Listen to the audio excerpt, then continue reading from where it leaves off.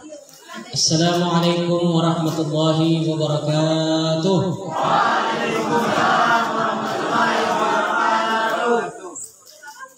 Alhamdulillahi rabbil alamin. Wassalatu wassalamu ala asyrafil anbiya'i wal mursalin sayyidina wa maulana Muhammad wa ala alihi wa sahbihi ajma'in. Allahumma salli wa sallim wa barik ala sayyidina Muhammad miftahi babi rahmatullah adada ma fi ilmillah salatan wa salaman daimaini bidawami mulkillah wa ala alihi wa sahbihi wa mawalah. Allahumma salli wa sallim wa barik ala sayyidina Muhammad salatan taftahu lana biha futuhal arifin wa tufaqihana biha fid din wa ala alihi wa sahbihi ajma'in, amma ba'd. Subhanaka la ilma lana illa ma 'allamtana innaka antal alimul hakim. Segala puji hanya bagi Allah. Kita bersyukur dalam setiap keadaan kita. Kita menyembah, beribadah, melakukan perintah, menjauhi larangan, itu semuanya adalah demi untuk mendapatkan ridha Allah. Kita berharap surga boleh. Kita berharap surga boleh. Ada yang mau masuk surga? Ada. Caranya masuk surga bagaimana? Beribadah, menyembah Allah supaya masuk. Terbalik. Kalau kita mengatakan bahwa kita mau sembah Allah supaya masuk surga, berarti tujuan kita itu surga, perantaranya Allah. Kan begitu? Tujuannya surga. Supaya dapat surga sembah Allah. Berarti Allah perantara. Kita terbalik selama ini. Harusnya kita sembah, tujuan kita itu Allah. Tujuan kita Allah. Surga itu nanti mengikut. Sehingga orang-orang yang menyadari ini bahkan sampai berkata seperti Rabi'ah Al-Adawiyah. Dia berkata, kalau hanya karena surga aku menyembahmu ya Allah, masukkan aku ke neraka. Masukkan aku ke neraka. Artinya pasti surga itu akan dapat kalau kita lihatnya ridho Allah. Bukan tujuannya surga. Seolah-olah surga itu segala-galanya. Jangan terpikir seperti itu. Kita mulai harus memperbaiki pemahaman kita, akidah kita. Jangan jadikan Allah perantara untuk tujuan kita makhluk. Surga itu makhluknya Allah, ciptaan Allah. Dan ciptaan Allah yang paling sempurna itu kita, bukan surga. Di dalam Al-Quran Allah katakan bahwa laqad khalaqnal insana fi ahsani taqwim. Sungguh telah kami ciptakan manusia dalam sebaik-baik bentuk. Surga tidak dibilang dalam sebaik-baik ciptaan. Kita ini lebih hebat daripada surga. Lebih hebat daripada surga. Sehingga tadi saya barusan tadi ceramah di sini saya sampaikan kunci surga itu kita sudah dibocorkan jawabannya. Miftahul jannah la ilaha illallah. Kunci masuk surga itu adalah la ilaha illallah. Siapa yang bisa mengucapkan la ilaha illallah sebelum dia wafat, dia pasti masuk la ilaha. Sementara kita tidak pernah diberitahu apa kunci neraka. Coba beritahu ke saya, ada yang dengar kunci neraka itu apa? Kunci surga kita sudah tahu. Jadi lebih gampang masuk surga atau masuk neraka? Lebih gampang masuk surga. Sudah ada kunci. La ilaha illallah. Itu saja dipegang. Ya. Kalau kita sadari ini la ilaha illallah, kita beribadah itu enak. Kita tidak seperti orang yang dikejar utang. Ada orang beribadah itu seperti orang dikejar utang. Kalau tidak dilakukan takut. Jadi beribadah itu tidak nyaman. Orang beribadah tidak nyaman. Padahal kita ini mau beribadah itu supaya nyaman. Kalau kita nyaman beribadah mudah. Sehingga saya sampaikan begini. Jangan kita beranggapan kalau kita berbicara masalah salat, jangan kita beranggapan Allah butuh dengan salat kita. Allah butuh dengan salat kita. Tidak. Amal ibadah kita ini tidak cukup. Allah tidak butuh salat kita. Tapi sebaliknya, kita yang butuh dengan Allah. Karena kita butuh dengan Allah, kita tahu bahwa cara berkomunikasi dengan Allah supaya lebih dekat itu adalah melalui salat, maka salat kita enak. Karena kita beranggapan saya yang butuh, bukan Allah yang campur-campur saya baru saya. Kan karena itu. Tapi kita yang butuh. Ya. Begitu juga kalau minta doa. Minta doa itu kadang kita ini minta doa membawa-bawa Allah hanya karena nafsu. Umpama kita dililit hutang, ada orang dililit hutang, dia bilang begini, karena sudah tidak mampu lagi pinjam, kiri kanan sudah tidak ada. Jadi kalau begitu saya berdoa meminta sama Allah. Pertanyaannya, yang dia ingat itu utangnya atau Allah yang dia ingat? Yang dia ingat. Kira-kira kalau tidak ada utangnya dia ingat Allah. Dia ingat utangnya, cuma karena utangnya itu dia bawa-bawa Allah. Tapi coba sebaliknya dia berpikir begini. Saya mau sembah Allah. Saya rindu menyembah Allah. Saya tahu Allah pemberi segala-galanya. Dia maha kaya. Itu dasar berpikir. Ketika dia sholat, baru kemudian meminta, ya Allah, ada sedikit saya punya, bantu saya untuk bayarkan itu. Ini berarti tujuannya Allah, karena dia tahu Allah itu maha pemberi, maha kaya, dia sembah. Dibalik.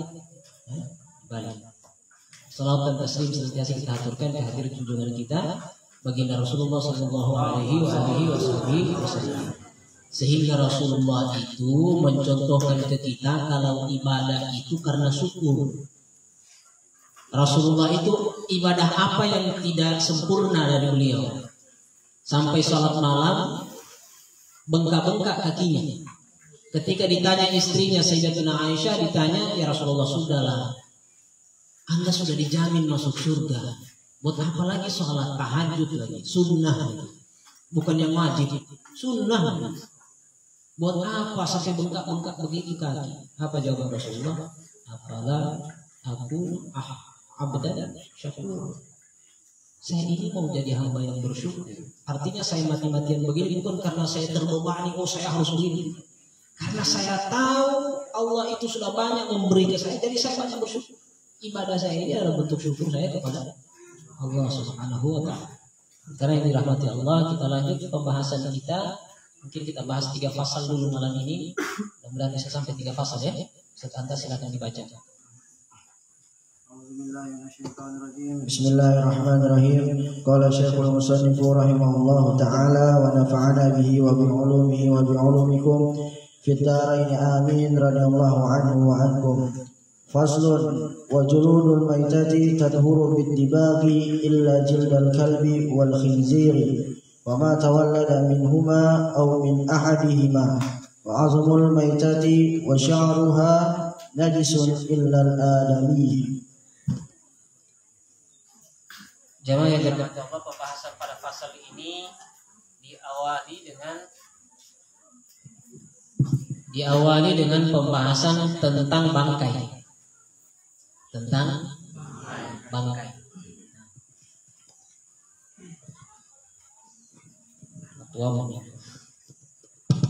Bangkai. Bangkai ini adalah semua hewan yang mati bukan meninggal ya, apalagi wafat ya. Semua hewan yang mati tidak dengan jalan disembelih. Sembelihnya pun sembelih menggunakan nama Allah. Minimal kita kalau sembelih itu mengucapkan Bismillahirrahmanirrahim. Minimal. Ada juga yang baca Bismillah wa ala millati Rasulullah sallallahu alaihi wasallam. Kalau mau sembelih itu saja dibaca, jangan repot-repot. Tidak usah darah patah, tulang pak anjing. Itu saja ya. Jadi semua hewan yang matinya bukan karena disembelih. Contoh, kita banyak contoh saja ya. Seperti kemarin kita banyak contoh. Ada ayam jago menyeberang di jalan, tidak tengok kanan, tengok kiri, tabrak mobil. Kira-kira Anda mau makan? Dia mati pada waktu itu berarti dia adalah bangkai. Ketika dia bangkai berarti nanti satu badannya itu jadi najis. Jadi najis. Walaupun asalnya hewan itu hewan yang halal dimakan. Jadi nanti ada hewan yang halal dimakan, ada yang memang hewan yang haram dimakan. Ketika dua-duanya itu mati, maka statusnya adalah bangkai, haram, najis. Walaupun itu ayam. Baik itu nanti bulunya, tulangnya, dan daging-dagingnya. Ada nanti seumpama, mohon maaf, ada yang sering pakai kalung, mohon maaf ya, yang laki-laki biasanya. Mungkin katakanlah untuk keren-kerenan dia pakai kalung taring singa. Atau ada mungkin saya pernah lihat ada gantungan kunci kukunya elang. Kuku elang. Kira-kira ini najis atau tidak? Kira-kira itu elang disembelih atau tidak? Kira-kira itu harimau mati gara-gara disembelih atau tidak? Siapa yang sembelih harimau? Otomatis itu bangkai. Jadi jangan sembarang pakai. Kalau mungkin Anda pakai jadi mata kalung itu gigi sapi, umpama tuh ada gigi sapi, boleh, tidak ada masalah. Kalau memang sapi habis disembelih di pobot, ya, tidak ada masalah. Gigi. Tapi kalau sampai yang tidak mungkin disembelih harimau, elang, kucing, mohon maaf. Kucing haram dimakan atau halal? Haram. Kucing haram. Tapi dia haram dipegang nanti kalau sudah mati. Kalau masih hidup tidak apa-apa. Jelas haram dipegang. Saya tanya lagi. Sebelum ditanya, betul yang tanya. Kelinci haram dimakan atau tidak? Kelinci haram atau halal? Halal. Oke, betul. Kelinci itu halal. Justru yang diperdebatkan halal atau tidaknya sekarang masalah hewan adalah, mohon maaf, yang sering makan kepiting. Justru kepiting ini masih kontroversi ini. Kepiting ini halal atau haram? Karena salah satu hewan yang tidak boleh dimakan itu adalah hewan yang hidup di dua alam, alias amfibi. Kalau buaya jelas haram, apalagi kalau sudah di darat. Kalau di laut, jadi laut juga haram, apalagi kalau di darat. Ya. Intermezzo saya sedikit, intermezzo ini supaya untuk wawasan kita. Kenapa disebut buaya darat? Kenapa disebut buaya darat? Intermezzo. Kenapa jadi istilah itu kalau laki-laki yang agak-agak mata basket, mata keranjang maksudnya, itu digelar mata keranjang apa namanya? Buaya darat. Karena ternyata itu buaya adalah hewan yang paling setia. Buaya hewan yang paling setia. Dia hidupnya hanya punya satu pasangan. Hanya punya satu pasangan. Karena dia di laut. Ketika dia tidak di laut lagi, di darat, berarti dia buaya yang tidak setia. Kira-kira begitu. Makanya dibilang buaya darat. Intermezzo saja. Sekedar wawasan. Kenapa sampai diistilahkan begitu ya? Jadi hewan yang hidup di dua laut itu termasuk yang haram dimakan. Maka sekarang masih jadi perdebatan. Ini kepiting, dia bisa hidup di laut, bisa tong di darat, bisa tunci di darat, bisa juga di darat. Memang itu Pak Kawa. Ya ada Pak Kawa di sini. Kawa Kulawi Selatan. Ya masih jadi perdebatannya, tapi ada yang bilang halal, ada yang bilang haram. Jadi kita ikut yang halal saja, hobi sudah, yang ikut yang madhab yang halal. Tapi jujur ini masih jadi perdebatan. Kalau soa-soa tidak berdebat. Tahu soa-soa? Timpus.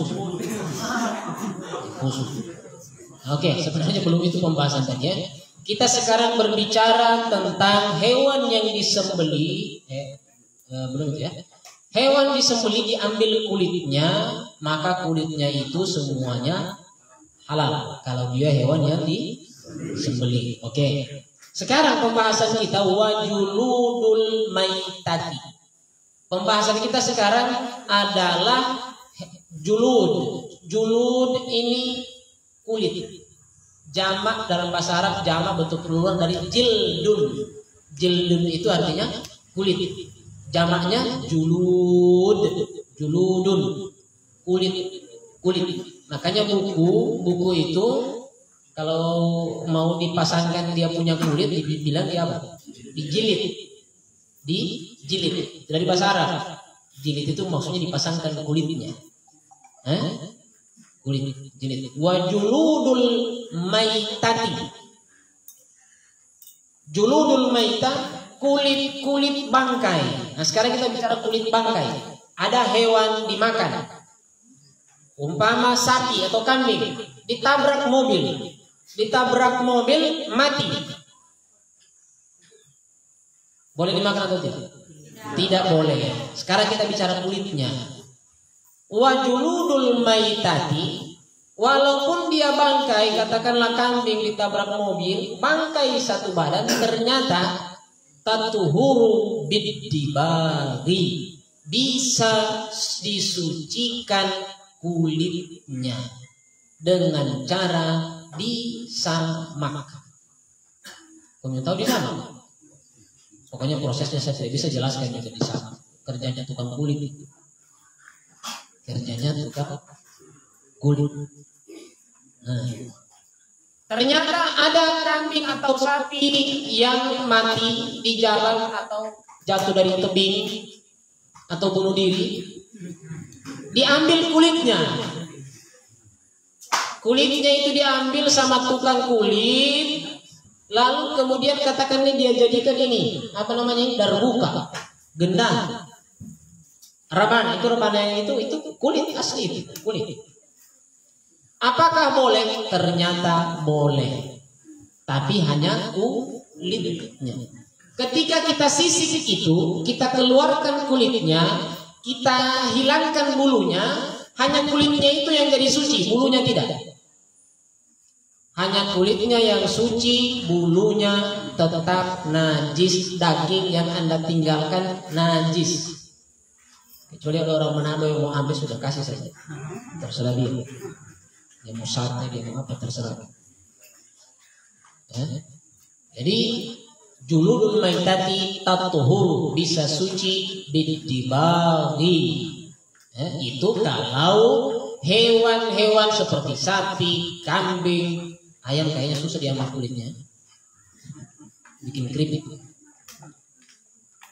Kambing, sapi, domba atau apalah terserah. Illa jildal kalbi wal khinzir, kecuali kulit bangkainya kambing atau bangkai babi. Selama-lamanya biar Anda mau cuci 7 hari 7 malam, Anda mau semprot pakai apa, Anda mau rendam itu tidak bisa. Tetap dia statusnya haram. Makanya hati-hati kita kalau bergaul di tempat-tempat yang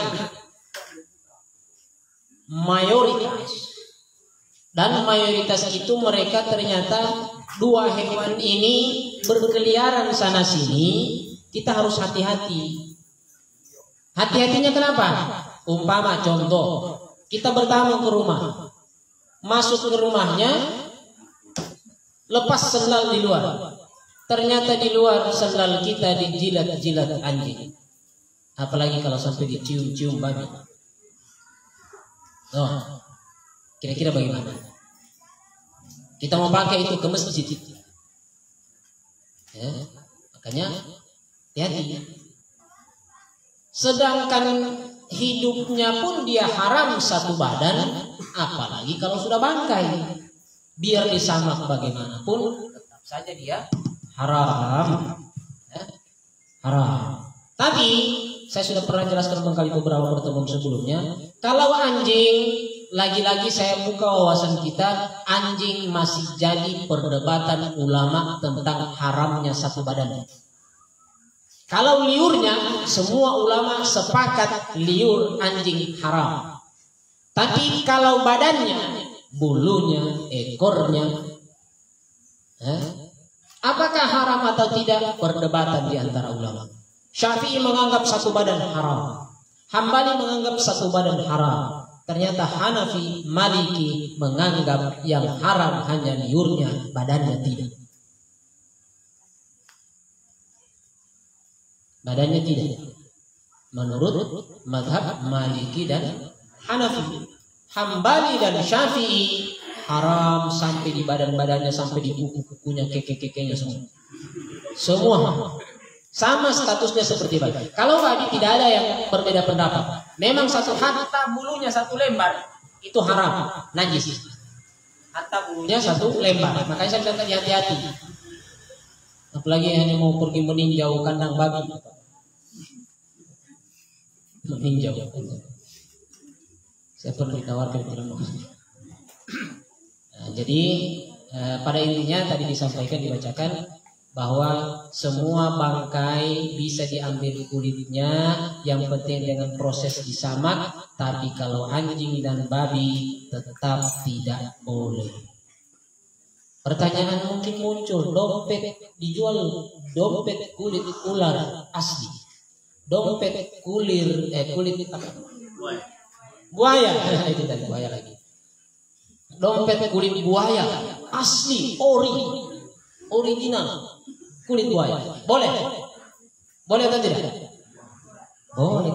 Tadi kan dibilang cuma anjing dengan babi yang tidak boleh. Selainnya boleh. Anda pakai ban pinggang, dompet, sepatu dari kulit buaya. Selamat pagi. Boleh, tidak ada masalah. Itu melalui proses di sama. Kecuali tadi ular masih melilit, nanti pakai di milit di pinggang itu yang kan. Ya, terus usukan tadi. Wa ma tawallada minhuma, dan semua hewan yang terlahir dari keduanya. Umpama bapaknya anjing, mamanya komodo. Umpama contoh. Atau bapaknya mamanya unta, papanya babi. Paham. Kan dibilang kan ini wa matawallada minhuma au min ahadihima. Atau babi bapaknya, anjing mamanya. Apalagi ini sama-sama, apapun nanti hasilnya, anaknya spesies baru umpama. Spesies baru ya. separuh. Apa namanya? Ekor ular kepala babi. Nah, haram. Ini mustahil, ini contoh. Karena memang bahasa di kitab begitu, wa ma tawallada minhuma au min ahadihima, yang terlahir dari keduanya atau salah satu dari mereka. Berarti pasangannya bukan anjing, bukan babi. Apapun nanti hasilnya. Ya. Kemudian lanjutannya. Wa 'azmul maitati wa sya'ruha najisun illal adami. Ya. Sekarang kita tidak bicara kulitnya, kita bicara tulangnya, kita bicara bulunya. Saya sudah jelaskan toh. Tapi hati-hati nanti, biasanya ada orang sembarang ambil katakanlah tulang ayam ketemu di jalan. Tulang ayam ketemu di jalan. Dia tidak tahu ini mungkin Mas Joko yang dibuang. Habis makan Mas Joko mungkin di bawah pohon ini, Mas Joko dia buang tulangnya. Atau mungkin ayam yang ditabrak akhirnya tulangnya tertinggal di situ. Tidak bisa Anda bedakan. Maka hati-hati, mau lihat yang begitu tercecer di jalan, Anda sembarang mau ambil jadikan seumpama tusuk gigi. Contoh. Ini bicara fikih harus banyak contoh ya. Nah, hati-hati. Kita belum tahu ini apa namanya? Tulang apa? Tulang ayam yang mati karena apa? Mas Joko kah? Kita tidak tahu. Jadi ya kalau ada ketemu tulang-tulang di jalan tidak usah mau diapa juga itu tulang. Tidak bisa. Oke. Itu pasal tentang kulit dan bulu hewan babi. Bulunya juga, mohon maaf, ini paling sering ini, mohon maaf. Ayam ditabrak hancur. Bulunya tetap ada, terbanglah ke sana kemari. Anda lihat gagah ini bulunya, Anda ambil, najis. Kecuali ayam Mas Joko tidak apa-apa. Anda korek-korek telinga, atau Anda mau kasih jadi hiasan umpama Anda mau jadi kayak orang Indian ya. Anda mau pakai bulu ayam, ambil di mana? Tadi saya ambil di jalan sana, rugi tidak diambil. Jadikan itu tusuk-tusuk telinga atau pena, kan dulu dijadikan pena. Tidak ada masalah bulu ayam, yang penting bulu ayam yang Anda yakini itu mati karena disembelih. Atau ada yang cabut sementara masih hidup, dia ambil sementara masih hidup. Korek-korek dulu. Tapi hati-hati, ketemu di jalan di aspal, ini yang ditahu. Ya, jadi harus hati-hati. Terus Ustaz. Illal adami. Saya tanya, manusia boleh dimakan? Manusia boleh disembelih? Tentu tidak, toh? Berarti statusnya kalau dia mati bagaimana? Tadi kan kita bicara yang tidak bisa dimakan, yang tidak disembelih, toh? Manusia masuk tidak? Nah, ini dikatakan di sini kecuali manusia. Manusia memang tidak disembelih, tidak bangkai, mayat atau jenazah itu bukan bangkai. Tidak apa-apa disentuh. Tapi ada tapinya. Kalau mayat sudah selesai dimandikan, mohon yang berlawanan jenis tidak usah disentuh. Mohon yang berlawanan jenis tidak usah disentuh. Kalau belum dimandikan tidak apa-apa. Kenapa? Karena waktu proses dimandikan itu dia dimandi junubkan dan diwudukan. Ya. Tiba-tiba Anda baru datang sudah disompu, sudah di kafan, ya? Sudah di kafan. Karena Anda sering, Anda pergi cipika. Anda pergi cium peluk-peluk, tidak usah. Walaupun Anda tidak nafsu lagi, dia tidak mungkin nafsu lihat mayat. Biar Vanessa Angel juga almarhum, Allah yarhamha, insyaallah diampuni dosa-dosa. Jadi manusia tidak ada masalah. Tapi sekali lagi wanita kalau ada laki-laki yang sudah jadi mayit dan itu sudah habis dimandikan tidak usah disentuh. Perempuan pun begitu, laki-laki tidak usah sentuh kalau sudah dimandikan. Oke. Satu lagi saya tambahkan. Ini untuk kita yang biasa ngurus-ngurus orang meninggal ya. Ngurus-ngurus orang meninggal. Ada dua catatan saya. Setelah menyentuh orang yang menyentuh jenazah, baik sudah dimandikan atau belum, intinya Anda menyentuh bersentuhan langsung dengan jenazah, sebaiknya setelah itu Anda mandi. Sebaiknya setelah itu Anda mandi. Kalau untuk yang memandikan jenazah, dia mandi sunnah. Ada nanti kita bahas mandi sunnah itu termasuk orang yang habis memandikan jenazah dia disunnahkan untuk mandi. Kita yang tidak mandikan tapi sentuh juga tetap juga sebaiknya juga mandi. Sebaiknya jangan pahami harus tidak. Sebaiknya mandi. Baiknya. Itu catatan pertama. Catatan kedua saya bahas memang sebelum saya lupa. Kita yang biasa mengangkat jenazah baik secara langsung maupun melalui keranda. Baik secara langsung maupun melalui keranda. Apa maksudnya? Kita yang mengangkat jangan sampai orang yang mohon maaf semalam tidur dengan istrinya. Tidur dalam pengertian lain ya, bukan cuma bobo-bobo biasa.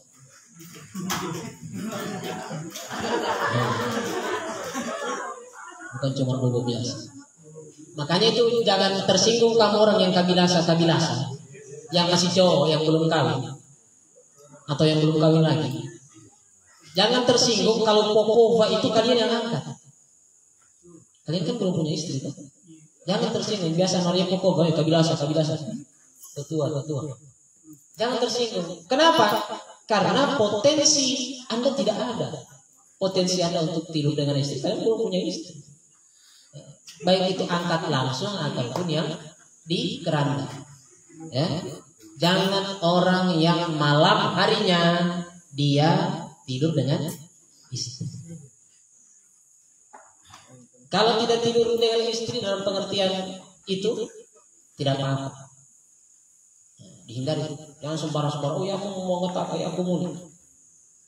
Ingat dulu semalam ngapain? Nah, semalam kemana dan berbuat apa?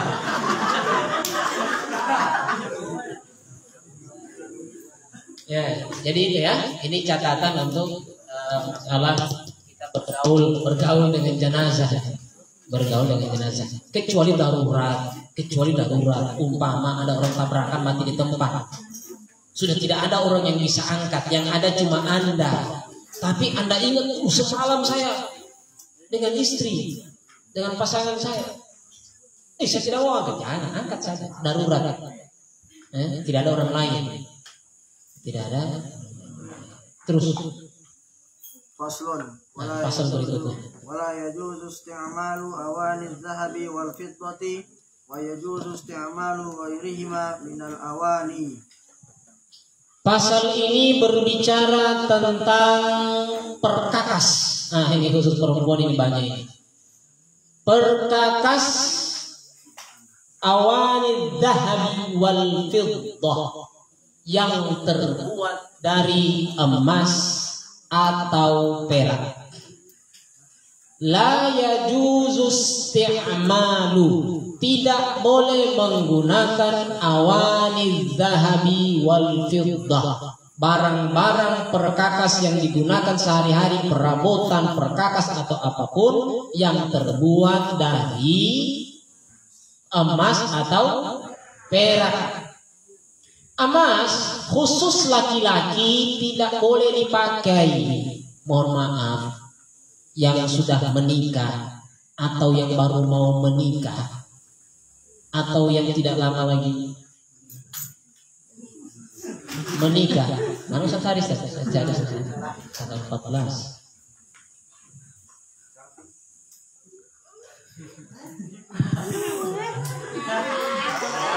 Biasanya mau menikah itu demi ikut-ikutan tradisi tukar cincin. Tradisi tukar cincin. Belilah sepasang cincin. Satu untuk laki-laki, satu untuk perempuan.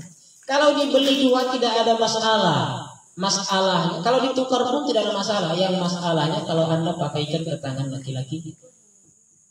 Oke lah Ustaz, saya sudah beli dua ini. Bagaimana sudah? Sudah simpan saja, jangan dipakai. Tapi bagaimana untuk prosesinya, tukar cincinnya kan mesti dipasangkan. Cari imitasi, cari kuningan, cari kuningan. Tidak ada keringanan, tidak ada keringanan. Ada keringanan hanya untuk satu. Laki-laki memakai emas, keringanannya cuma untuk satu hal. Apa itu? Kalau digunakan untuk mengobati cacat umpama gigi.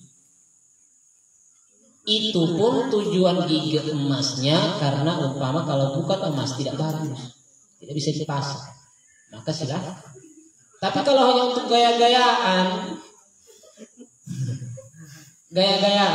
oh sudahlah emas semua. Sampai ada cerita orang beli parkir diri, kasih lihat giginya dia punya emas. Karena yang penjual begini terus, kasih lihat cincinnya, jadi dia kasih lihat gigi.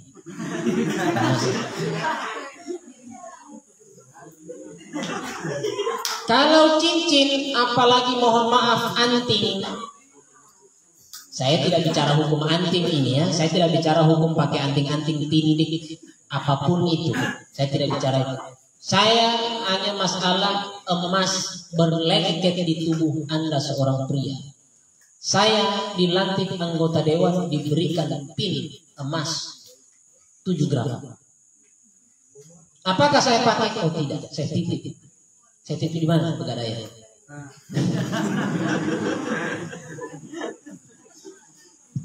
Yang saya pakai imitasi, duplikat, kuningan. Karena haram untuk laki-laki. Adapun untuk perempuan, mau anting, mau kalung, mau gelang, mau cincin, mau di hidung, mau mahkota, mau bros, mau pin, apapun terserah Anda. Terserah Anda, tidak ada masalah. Apa rahasianya? Wallahu a'lam. Yang jelas ini syariat. Ini syariat. Ternyata ada yang coba mau mengungkapkan ini dari sisi ilmu fisika. Oh, ternyata ada hormon dalam tubuh laki-laki yang kalau bersentuhan langsung dengan emas dia rusak. Ternyata kalau perempuan dia tidak rusak. Kenapa? Karena perempuan rajin, lancar dia punya cuci darah. Paham cuci darah ya? Ini luar biasa ini syariat. Setelah diteliti sesuai, emas tidak ada masalah untuk perempuan. Nah, tapi pembahasan kita ini la yajuzus isti'malu awani. Tidak bisa digunakan sebagai perabotan. Anda karena seumpama terlalu kaya, amin. Terlalu kaya, mau kasih lihat sedikit sendoknya sendok emas. Piringnya piring emas. Atau laki-laki karena terlalu kaya asbaknya asbak emas. Rokoknya GL, asbaknya emas. Macisnya pinjam.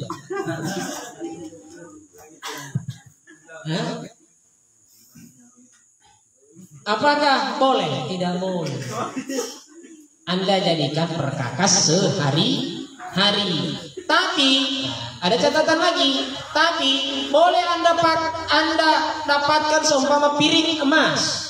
Anda jadikan apa? Anda jadikan pajangan, umpama taruh di lemari kaca. Apakah boleh? Boleh. Itu bukan perkakas, itu perhiasan, boleh. Tapi kalau perkakas dipakai sehari-hari, bentuknya bentuk perkakas memang tidak boleh. Hatta Anda perempuan, walaupun Anda perempuan mau bilang, oh kami kan perempuan, tidak boleh. Alasannya kenapa? Lagi-lagi saya bilang wallahu a'lam. Tapi ada sedikit pernyataan dari Syekh Yusuf Al-Qaradawi. Beliau berkata, itu litarafuh, kata beliau. Itu namanya bermewah-mewahan keterlaluan. Makanya dilarang. Nanti menumbuhkan yang namanya kecemburuan sosial. Tetangga kita kelaparan, kita makan piring emas. Adil tidak? Punya perasaan tidak? Tetangga kita di sana kasih cuma nasi dengan 1 biji. 1 biji. Kita makannya piring emas, asbaknya emas. Tidak boleh, haram.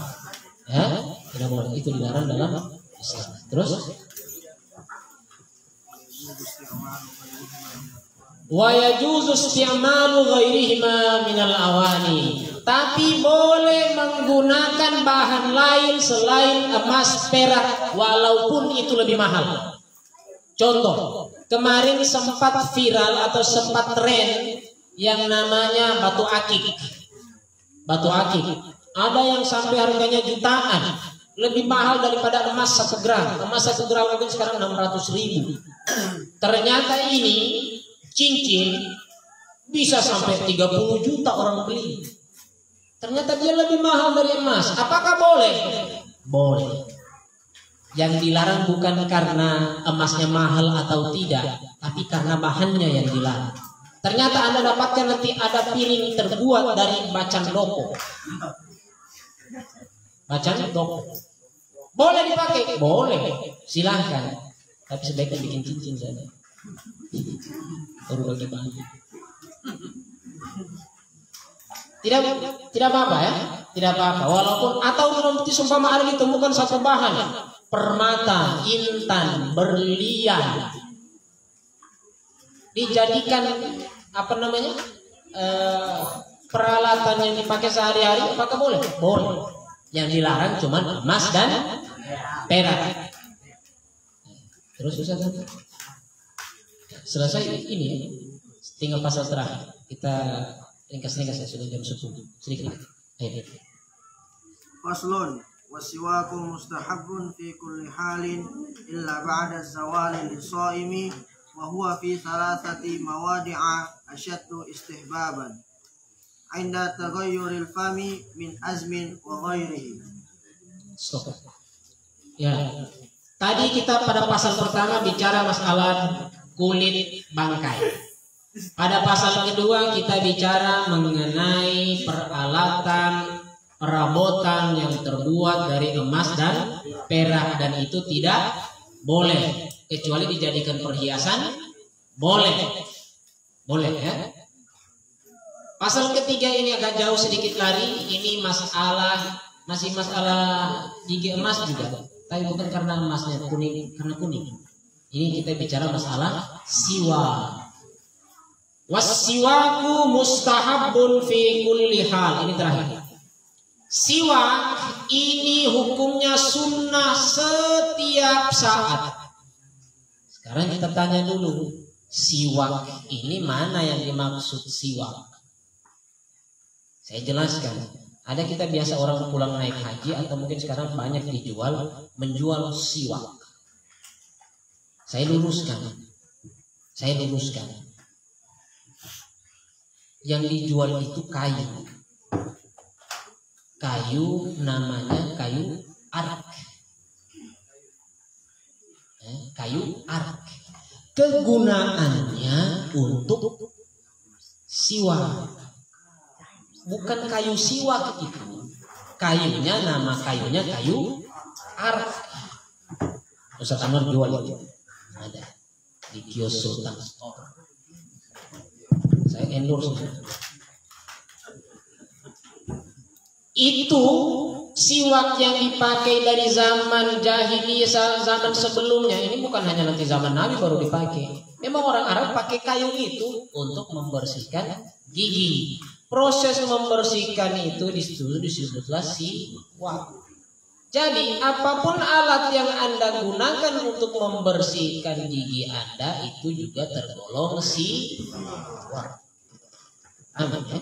Jadi bukan kayu itu nanti kayu siwak. Jangan berarti cuma siwak.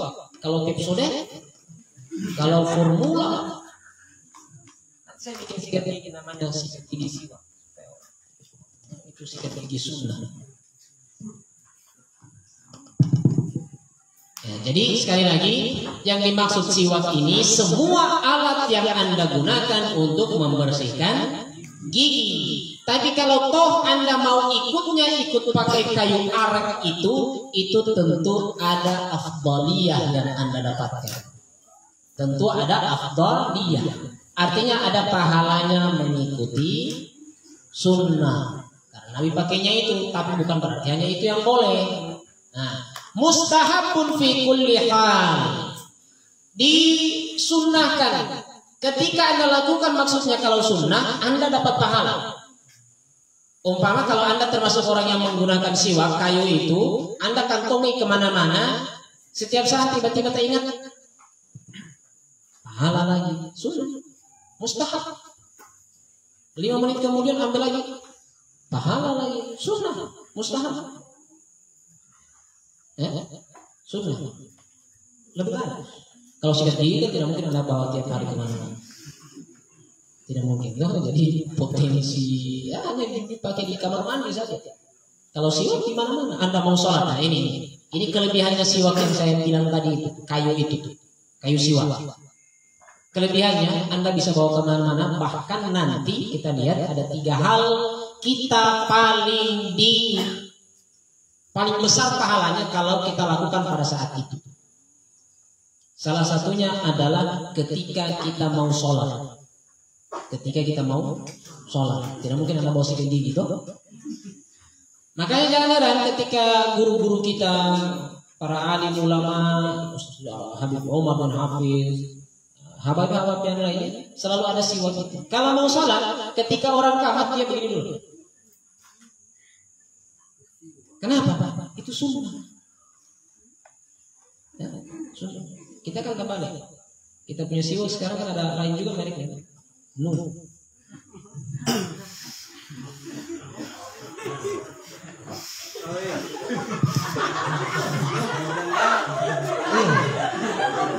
Hebat siwak kita. Siwak kita hebat, berasap. Ganti siwak itu. Ganti siwak. Itu istimewanya kalau kita menggunakan kayu arak tadi itu. Arak.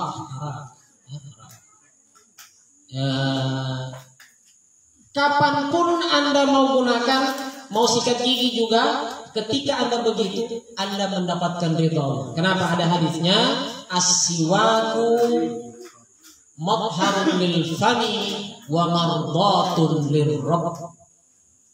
Siwak membersihkan gigi mulut itu adalah untuk kebersihan mulut dan untuk mendapatkan ridha dari Allah. Ketika Anda sikat gigi, Anda harus bahagia. Yang sikat gigi memuhun. Saya tadi sampaikan di awal, beragamanya yang nyaman, yang enak ya. Ketika Anda lakukan ibadah, senyum-senyum saja dalam kamar mandi. Kenapa? Saya dapat ridha Allah ini, saya sementara sih. Ada hadisnya. Marbatun lirrabb. Ada hadisnya. Semakin sering Anda begitu, maka semakin banyak pahala. Dan semakin kotor kita tentu semakin kurang. Saya tidak mau bilang tidak bagus.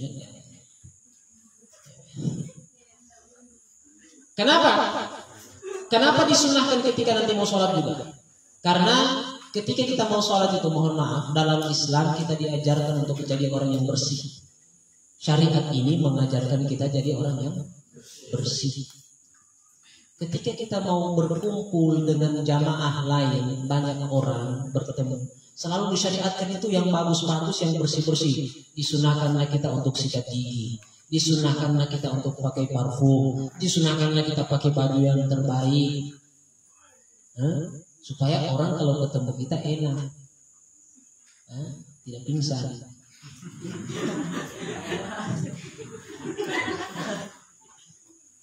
Ini syariat Islam mengajarkan kita seperti ini ya. Paling tidak pakai atar itu, apa namanya? Parfum. Jadi bukan promo parfum, ada juga parfum dijual sama Sultan Store. milik bos. Nah, itu mustahab. Ya. Wa fi thalathati mawadhi'a asyaddu istihbaban. Sudah kalau di semua tempat dia mustahab, sunnah, tapi kalau di 3 tempat ini lebih luar biasa lagi sunnahnya, lebih besar lagi pahalanya. Apa saja itu? Yang pertama, inda taghayyuril fani min azmin aw ghairihi. Ketika bau mulut kita sudah berubah tidak enak, baik itu karena terlalu lama diam atau karena hal yang lainnya. Ternyata di kitab ini kita dijelaskan terlalu lama diam, satu kali Anda buka itu gunung meletus.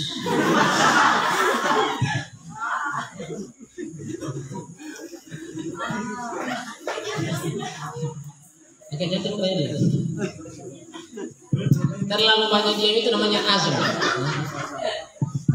Min azmin ini terlalu lama diam. As-sukutut tawil, terlalu lama diam. Satu kali diam, satu kali buka, itu tadi ada apa-apanya gitu. Nah, pada waktu itu kita rasa, karena kalau di iklan di televisi kan begitu. Kalau iklan Pepsodent, Anda rasa berubah baunya. Pada waktu itu ketika Anda mau siwak, Anda mau gosok gigi, itu luar biasa pahala. Luar biasa pahala. Itu yang pertama, saat yang pertama. Saat yang kedua, yang paling besar pahalanya adalah sebelum saya ke situ saya dapat tadi. Atau karena yang lainnya berubah bau mulut. Umpama Anda masuk warung pesan pete. Tahu pete? Jengkol. Atau Anda makan bawang. Anda makan sate kambing bumbu kecap. Bumbu kecap itu ternyata cuma ditaruh kecap, iris-iris bawang, iris-iris cabai, selesai. Ternyata banyak bawangnya. Anda makan. Setelah Anda hempaskan, setelah Anda buka mulut bau bawang. Kalau orang Afrika, saya di Mesir itu banyak teman Afrika, itu bawang bombay ya, bukan bawang kita bawang merah kecil-kecil, bawang bombay begini, ya jadi dia makan kayak apel. Dia bawa kemana-mana, angkat-angkat begini. Dia makan kayak apel. Bagaimana kira-kira baunya? Dia makan kayak apel, mungkin dia enak untuk dia. Tapi yang jelas baunya tidak enak untuk kita. Enak dia makan, baunya tidak enak untuk kita.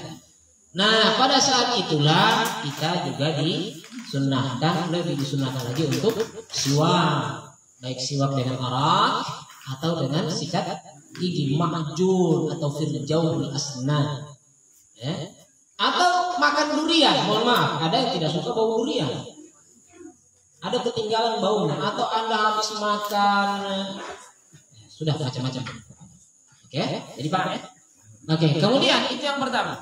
Kemudian yang kedua, wa inda qiyami minan naum, ketika Anda bangun tidur. Makanya betul itu lagu yang diajarkan ke anak-anak itu. Bangun tidurku terus mandi, tidak lupa menggosok. Mengirim.